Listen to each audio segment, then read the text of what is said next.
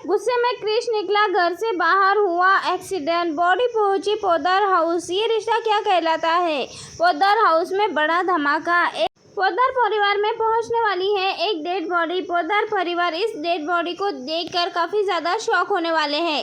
Upcoming track में आपको देखने को मिलने वाला है जहां दिशा की फैमिली और दिशा की कजन्स भी वहां पे आए होते हैं। पोद्दार मेंशन में मनीषा को उस गलतफहमी हो जाती है। वो सोच लेती है कि आखिरकार कौन इंसान है जो यहाँ आ चुका है बिना बुलाए के, लेकिन उसके बाद माहौल थोड़ा हल्का हो जाता है। लेकिन इतनी आसानी से कहाँ माहौल हल्का होने वाला है। एक तरफ जहाँ मुक्ति, मायरा, दादिशा ये तीनों अबीरा और अरमान को लॉन्ग ड्राइव पे भेजने की तैयारियां कर रहे हैं, वहीं अबीरा और अरमान धीरे धीरे एक दूसरे के करीब आ रहे हैं। लेकिन दूसरी ही तरफ दिशा को लेकर एक कहानी में आएगा बहुत बड़ा मोड़, जहां क्रिश, आर्यन और अबीरा, अरमान सभी दिशा से माफ़ी मांगने के लिए कह देते हैं क्रिश को लेकिन यहाँ पे क्रिश माफ़ी मांगने से इनकार कर देता है। मांगने के लिए कहते हैं लेकिन माफ़ी नहीं मांगता। उसी वक्त और भी ज़्यादा बेइज्जती कर देता है उसकी लोगों को अपनी। तब यहाँ पे क्रिश गुस्से में कहता है कि तुम लोगों को मैं अपनी जूती की नोक पे रखता हूँ, और उसके सर पे घमंड इतना ज़्यादा चढ़ चुका होता है कि वो दिशा की बेइज्जती पे बेइज्जती किए जा रहा होता है। लेकिन तभी आर्यन सबके सामने पूछता है और ज़ोरदार थप्पड़ मारने वाला होता है, लेकिन उसी वक्त यहाँ पे अरमान आ जाता है और उसके हाथ को रोक लेता है।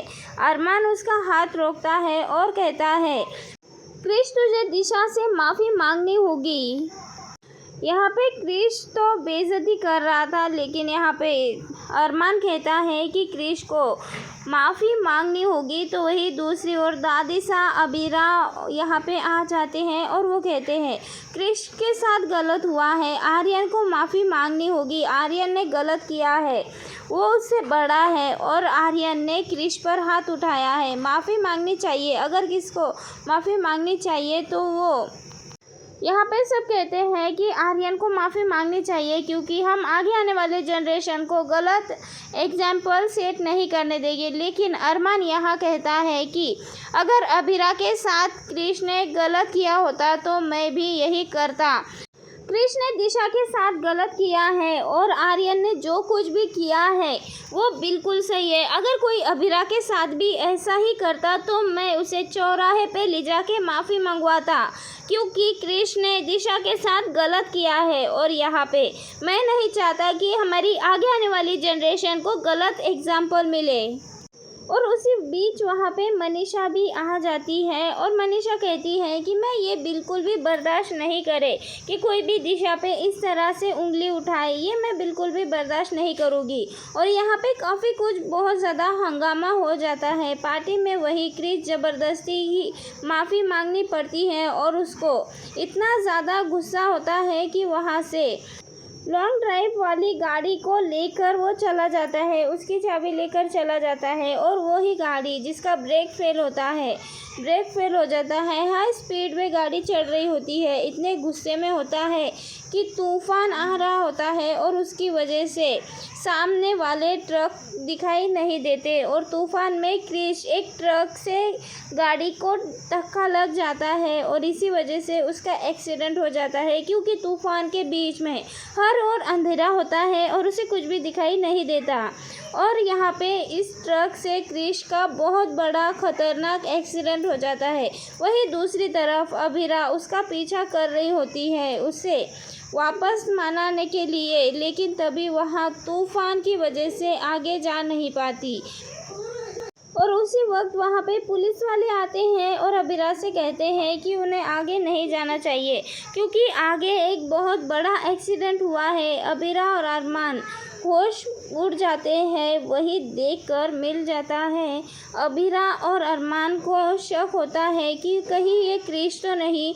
ऐसे में दोनों के पैरों तले से ज़मीन खिसक जाती है, वो काफ़ी शॉक हो जाते हैं। तो वही दूसरी ओर काजल और तानिया दोनों के कॉल पे कॉल आ रहे होते हैं, उनके मन में भी डर बैठा होता है, कहीं क्रिश के साथ कुछ गलत तो नहीं हुआ, कहीं क्रिश का साथ कोई बड़ा हादसा तो नहीं हुआ।